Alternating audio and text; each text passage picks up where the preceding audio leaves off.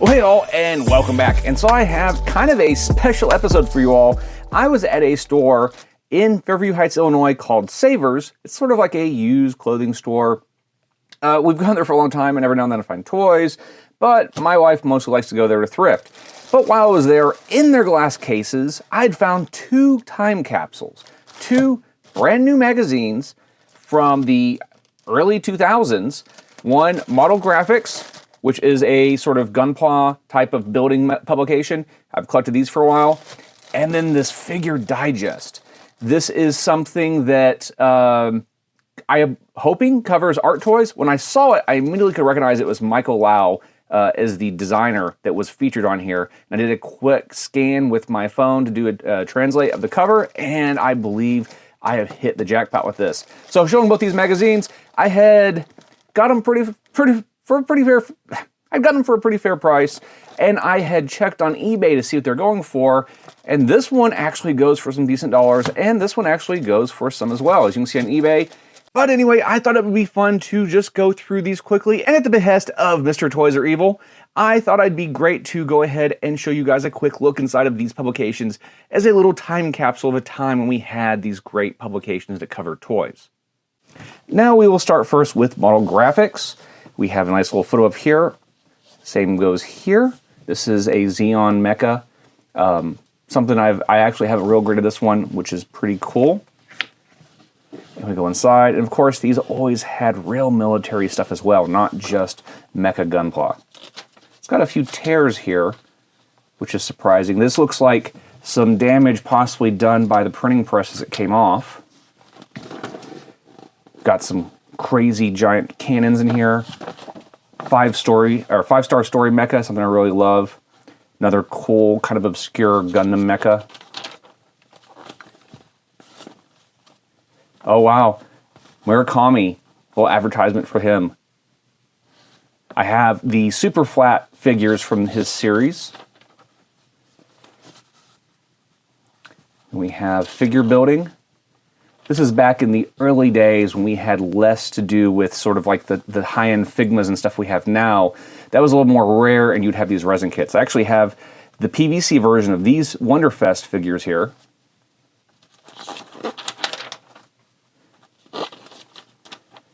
So this seems to be a special on Amphibious mecha from Gundam.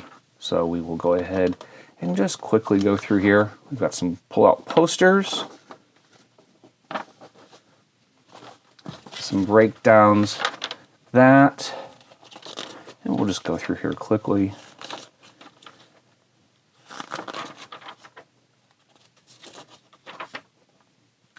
And then we kind of get into the black and white sections, which are more like features and articles and adverts. Some cool submarines. I've always loved this design.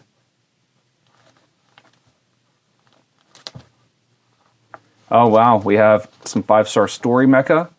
This is a very cool one here. This is a cool design too, where we have a mecha inside of a mecha. Oh wow, some MAK stuff. And it looks like with some, I'm not sure if that's 12-inch figure or not. Definitely older as far as the quality when it comes to the designs. In black and white stuff, I kind of flip through a little bit more quickly because it tends to be more of the articles, and it tends to be a lot of adverts in these type of publications.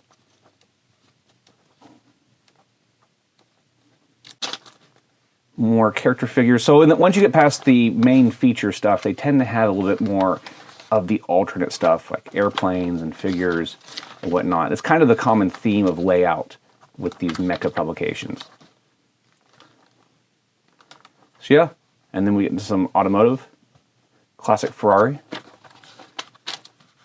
some tanks, railguns, a railway gun, yeah. And then we have the back cover with more adverts of different kits. So that was pretty cool. Let's go ahead and jump into the next one. And before we go into this, I'm going to show the price tag. This was originally $13.20. So if you think back to how long ago this is actually a pretty expensive magazine, but it was imported. This store I don't know if they got it specifically this one, but there is one in Chicago and Schaumburg, about 5 hours from here. But that's the closest one I know of. And then we have the cover, the reference to Bear Bricks, and then we have Micheal Lau's work on here. Mentions 3.0. Now back then, 3.0 was not as well known as they are now. And it's more in lines with, wow, this magazine, okay, gotta stop myself. This magazine has an aroma. This hit me in the face. It is like, it's like the ink has been released for the first time in years and it smells like it came off a printing press. That is wild. So this thing being air sealed all this time, it's got that freshness packed in. But here we go. Welcome to Hong Kong Figure. More graphic work here. I'm wanting to see the figures. Oh, cool. So got some of the figures, the Bear Bricks. I did not know that he'd done Coral Cube. Coral Cubes are really cool. Actually, before I say that, maybe he did not. This might be just related to Hong Kong. I've got some mecha in here. The Interview, which unfortunately is not translated. I might have to run over this with Google Translate in my own time. Some of the figures. I have a version of this one. Something just fell down in my studio. And I have probably a knockoff of this one. It might be legit, might be kale. I don't really know, actually. But I've always wanted more of these. But when I got into the art toy scene, it was sort of after Lau and them had already hit their fame and the prices had shut up. I actually have, I think I have one of these as well. And there's the 12-inch figures that he had worked on. The Brother Worker. And there was a lot of stuff that had come out in the early eBay days. And that was probably about the only way in the US you could get a lot of this stuff.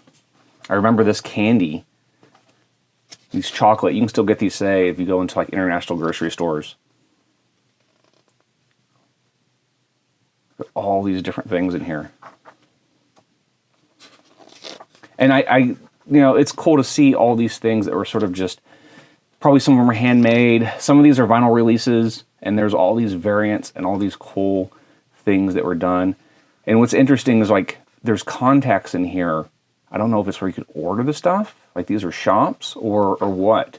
Because I have a feeling this came out was sort of like when this was still hot and it was still available. So there, that's the end of the Micheal Lau section. That is pretty cool time capsule to go with my collection. And we'll just quickly go through here and check out the other stuff. Some really classic Japanese toys. These are the pressed metal ones. If you've seen them, kind of like the wind-up cars and stuff. Kamen Rider, all in sort of retro style. Bear Bricks, Trigun, and then other Bear Bricks. I think that is from Metal Gear. And then we get into sort of just obscure Japanese vinyls.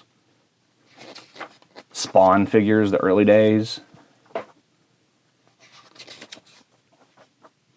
Anime figures and stuff from Japan has definitely come a long way over the past 20 years, where, I mean, you're getting stuff on such a new level. Okay, then we go through here and we have just some articles.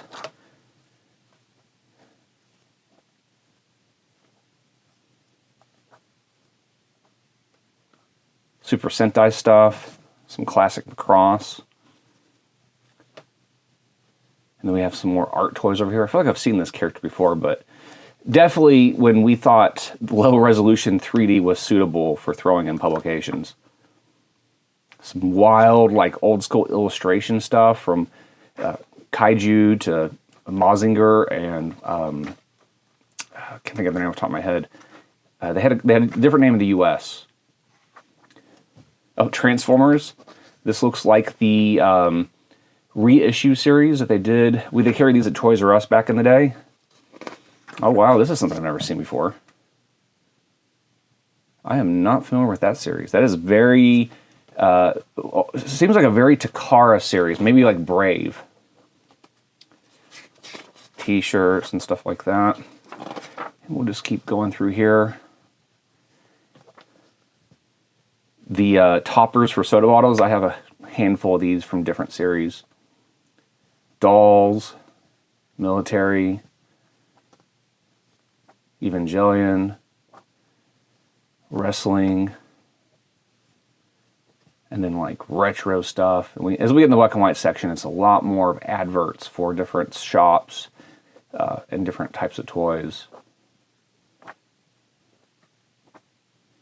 So that's pretty cool. Another nice thing in my collection, you can see here some of the mini books I have collected over the years that have, I've picked up some from all over the world. I picked up some in Japan. I used to love going to Malaysia every year and grabbing a handful of the ones that are translated to English and sometimes Malay. And then I've got, of course, ones that were imported to the US. I get them in places like comic stores or the bookstore mentioned on the back of this one. So anyway, let us know in the comments below what you think about collecting these type of publications. If you have any of your own, if you have any stories you want to share about getting them or things about the past. So anyway, thanks for watching. Make sure you like and subscribe, and we'll see you all next time.